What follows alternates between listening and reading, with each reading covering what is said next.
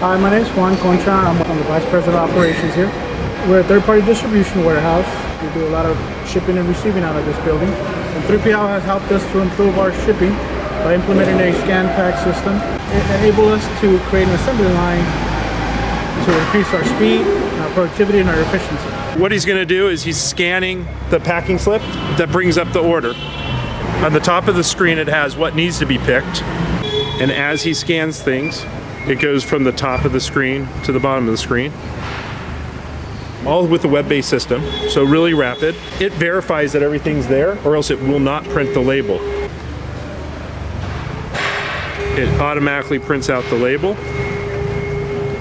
We already know what retailer it is, and we know what label it should be. He loads up the box and applies the label. As you can see, our process is scan pack into a box.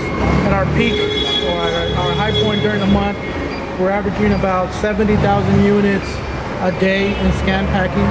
Through the course of the month, we average 2.1 to 2.2 million picks or units per month that are scan packed through each one of our machines.